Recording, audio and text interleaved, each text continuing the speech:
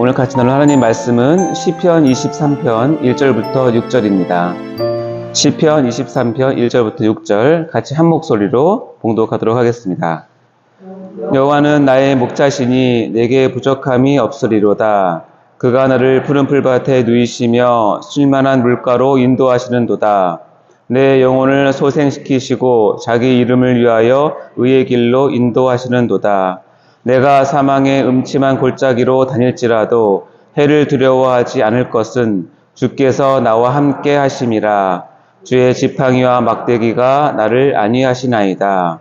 주께서 내 원수의 목전에서 내게 상을 차려주시고 기름을 내 머리에 부으셨으니 내 잔이 넘치나이다.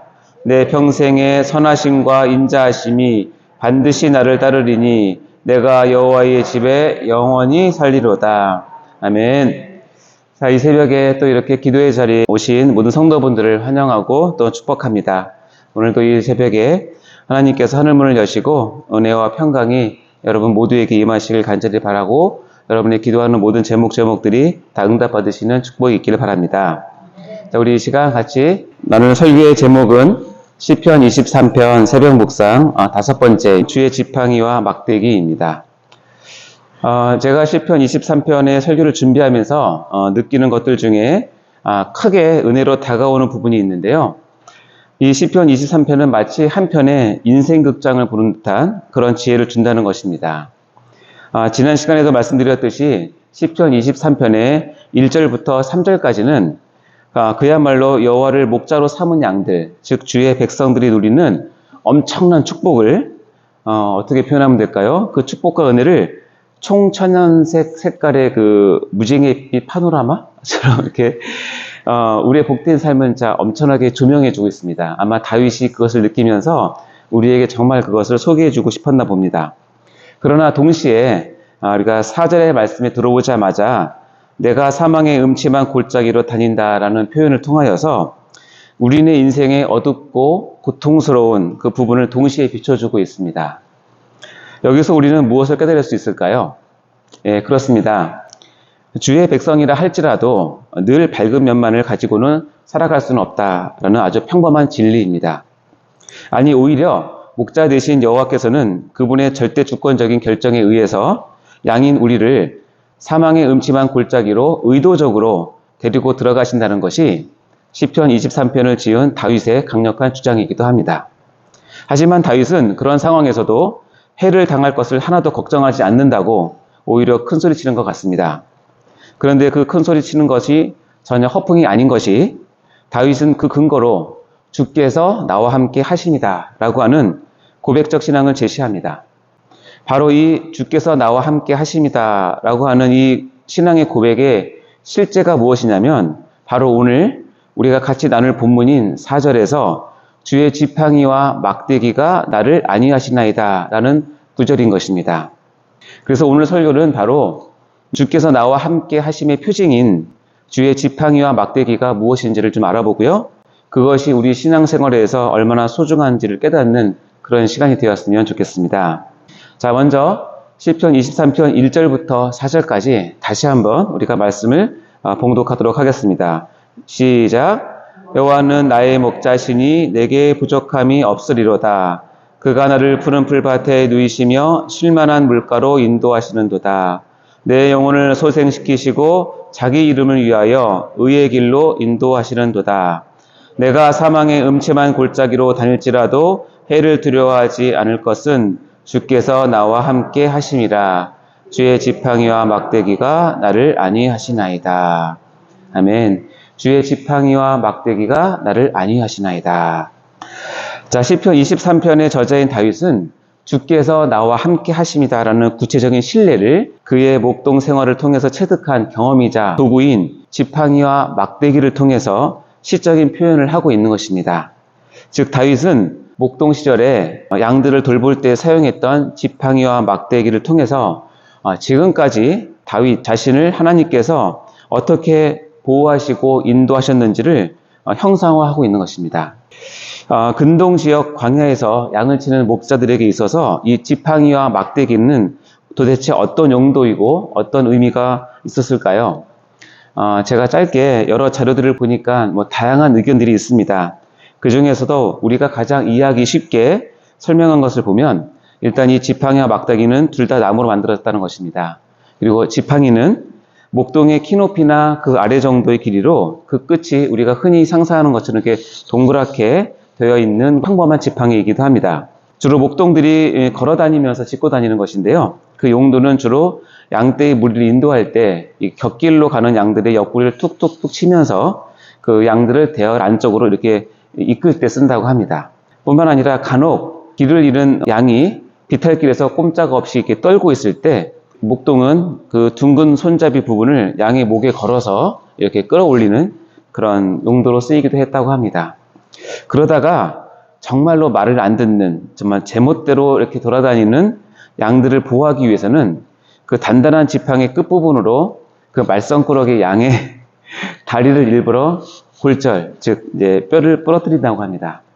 그리고 그 골절된 부위를 붕대 같은 것으로 임시로 고정시켜 놓아서 그 말썽꾸러기 양을 쩔뚝거리게 만들어서 물이 한가운데 던져 놓으면 다른 양들의 보호 가운데 그 양이 보호됨으로써 그 말썽꾸러기의 양을 생명을 구원한다고 합니다.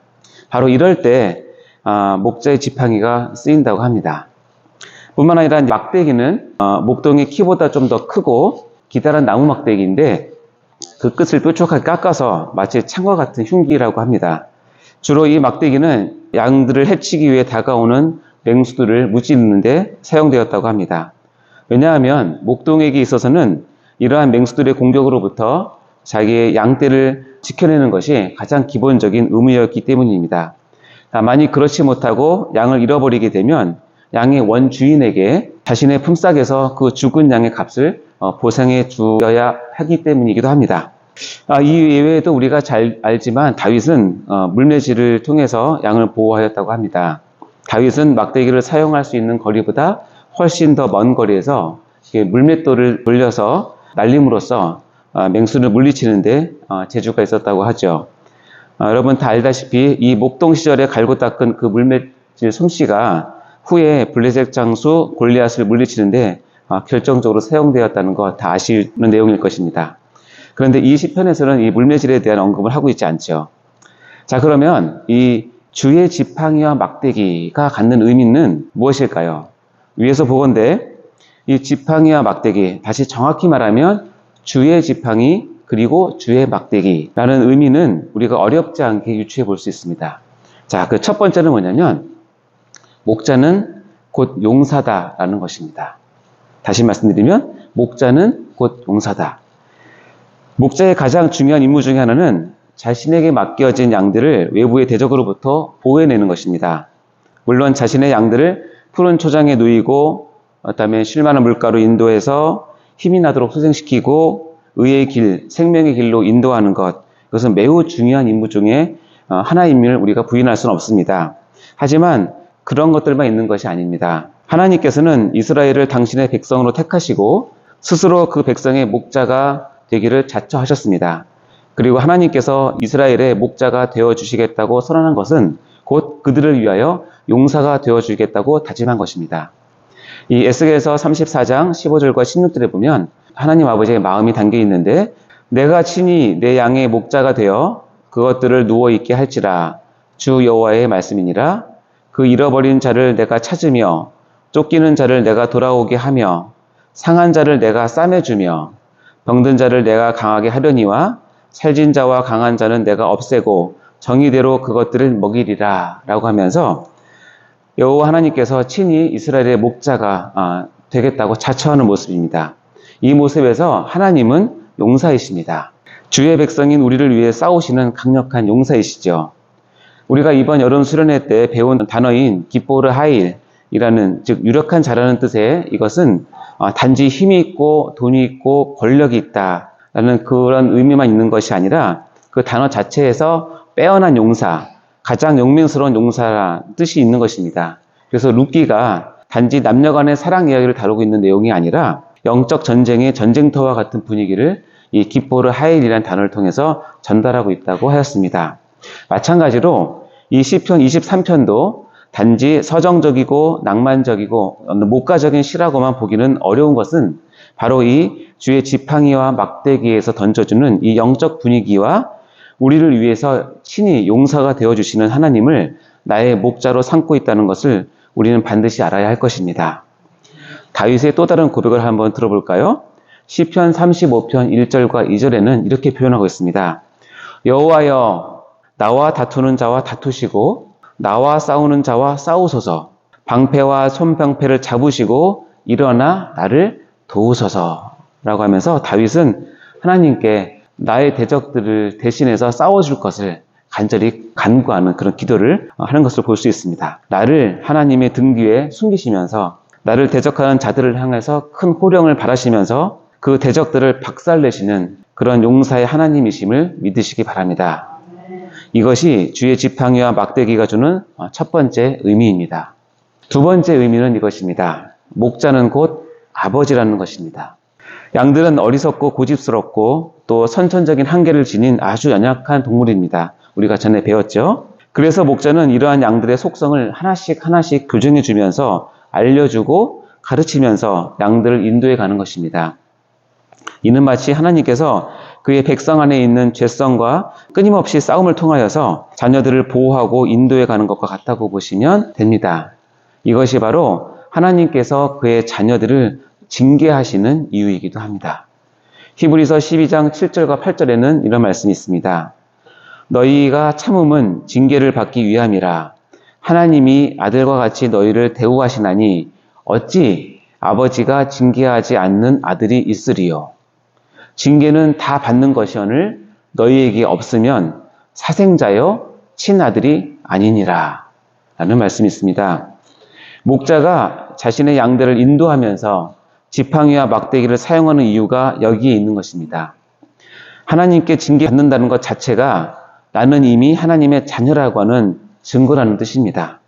그러니 주의 지팡이와 막대기가 자기를 조금 건드렸다고 화를 내거나 짜증내거나 불평불만을 갖지 마시기 바랍니다. 지금 제 설교를 듣고 있는 여러분, 혹시 나는 그럭저럭 살고 있는데 하나님의 징계, 즉 주의 지팡이와 막대기를 느끼지 못하고 나에게는 오직 평화로운 일상들과 나름 승승장구하는 인생의 길을 걷고 계신다고 생각하고 계신가요? 이런 상황이 오히려 나의 신앙을 하나님께서 인정하고 계신 거라고 혹시 착각하고 계시진 않는지 모르겠습니다. 금방 읽은 말씀처럼 징계는 다 받는 것이오늘 너희에게 없으면 사생자여 친아들이 아니다 라고 히브리서의 말씀은 우리에게 증거하고 있습니다. 즉 하나님의 적절한 사랑의 징계가 없다면 그 사람은 하나님 앞에 사생아라는 것입니다. 혹시 사생아라도 좋으니까 그저 고난 없이 징계 없이 편하게만 지내고 싶다고 생각하시는 분은 안 계신가 모르겠습니다. 그러면 다음 신명기 말씀을 한번 같이 보시면 어떨까요? 신명기 23장 2절에는 이런 말씀이 있습니다. 사생자는 여호와의 총회에 들어오지 못하리니 10대에 이르기까지도 여호와의 총회에 들어오지 못하리라. 여호와의 총회에 들어오지 못한다. 이 말은 한마디로 얘기하면 하나님의 천국에 들어가지 못할 자라는 뜻이고 구원에서 제외되었다는 뜻이기도 합니다. 그러니 편한 생활을 하면서 사생으로 자처하기보다는 반대로 나에게는 시시때때로 하나님의 간섭과 징계와 책망이 자주 들리고 이로 인해서 고생스럽다고 생각하십니까? 그렇다면 여러분 감사하십시오. 지금 하나님께서 나를 사망의 음침한 골짜기에서라도 나를 세심하게 꼼꼼하게 돌보고 계신다는 증거입니다. 양은 주의 지팡이와 막대기가 곧 자신의 생명을 담보해주는 인공호흡기와 같은 것입니다. 그거 떼면 죽습니다. 자, 마지막으로 나를 안위하시나이다 라는 구절이 있습니다. 주의 지팡이와 막대기가 나를 안위하시나이다. 여기서 안위하신다라는 뜻은 위로하다, 동정하다, 안심시키다 라는 뜻입니다.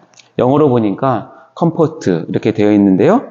그렇게 번역을 해왔는데요. 나를 평안하게 한다라는 의미입니다. 즉 하나님께서 나와 함께 하시는 증거로서 제시하신 주의 지팡이와 막대기가 궁극적으로 나를 평안하게 하고 안심시켜주고 위로해준다는 뜻입니다. 이것은 나에게 상처가 없다나 또는 단지 그 상처가 아물었다 정도가 아닙니다. 이것은 내 삶의 여정에서 어쩔 수 없이 받는 그 어떤 상처라도 그 상처를 능가하는 목자 되신 하나님의 그 놀라운 사랑과 은혜를 내가 깨달았다라는 뜻입니다. 다시 말해서 이 땅의 고통을 능가하는 하늘의 위로가 내 영혼 속에 넘쳤다는 뜻이죠. 내가 하나님의 카나프, 즉 위로의 날개 아래 거하게 되면서 진정한 편안인 샬롬을 누리게 되었다는 뜻입니다. 내가 하나님의 품 안에 거하게 되었다는 것을 아가서는 이렇게 표현을 하고 있습니다. 아가서 2장 6절에 보면 그가 왼팔로 내 머리를 고이고 오른팔로 나를 안는구나. 이 시간 주의 지팡이와 막대기가 선사한 하나님의 품 안에서 진정한 위로와 평안을 누리시는 성도님들 되시기를 주의 이름으로 간절히 기원합니다. 찬송가 405장에 보면 이런 찬송이 있습니다. 주의 친절한 팔의 안깃에 우리 마음이 평안하리니 항상 기쁘고 복이 되겠네 영원하신 팔의 안깃에 주의 팔에 그 크신 팔의 안깃에 주의 팔에 영원하신 팔의 안깃에 그 찬송을 부르면서 하나님의 품 안에서 하나님의 날개 아래서 진정한 평안과 위로를 모두 받으시는 여러분 되시길 바랍니다. 자, 이제 설교를 마무리하려고 합니다. 다윗은 주께서 나와 함께 하심을 단순히 관념적인 개념으로만 가지고 있지 않았습니다. 그의 삶 전체를 통해서 늘 자신을 감싸고 있던 주의 지팡이와 막대기를 인식하면서 하나님의 손길을 느끼면서 살았던 우리의 신앙 선배이십니다. 다윗만큼 상처가 큰 사람도 없었을 것입니다. 그러나 주님의 간섭하심이 그의 영혼이 평안이 되었음을 다윗은 23편 4절에서 고백을 하고 있는 것입니다. 제가 그 말씀 다시 읽어보겠습니다. 내가 사망의 음침한 골짜기로 다닐지라도 해를 두려워하지 않을 것은 주께서 나와 함께 하심이라. 주의 지팡이와 막대기가 나를 안위하시나이다. 아멘. 이런 묵상의 말씀이 있습니다. 하나님은 인내로 당신의 자녀들을 대하시며 그들의 걸음을 친절하게 인도하시는 은혜로운 분이시다. 라는 하나님에 대한 고백이 있습니다. 다시 한번 들려드릴까요? 하나님은 인내로 당신의 자녀들을 대하시며 그들의 걸음을 친절하게 인도하시는 은혜로운 분이시다. 이러한 하나님을 나의 목자로 다 삼으시는 축복이 있기를 간절히 기원합니다. 기도하시겠습니다. 하나님 아버지, 이 새벽에 귀한 하나님의 말씀을 주셔서 감사드립니다. 너무나 연약하고 부족한 저희를 하나님의 자녀로 삼아주시고 때마다 시마다 주의 지팡이와 막대기를 통하여 하나님의 살아계심과 하나님께서 사랑이심을 저희에게 보여주시니 참으로 감사를 드립니다. 주의 지팡이와 막대기가 우리의 삶 속에 늘 있게 하시어 하나님 아버지의 아들과 딸로서 자부심과 감사의 마음을 꼭 갖게 하여 주옵소서. 비록 그 길이 때로는 힘들더라도 궁극적으로는 온전한 위로와 평안과 샬롬을 누리는 축복을 얻게 하여 주옵소서. 주의 품 안에 안기는 저희 모두가 되게 하여 주옵소서. 감사를 드리며 나의 영원하신 목자 되시는 예수 그리스도의 이름으로 기도하옵나이다. 아멘.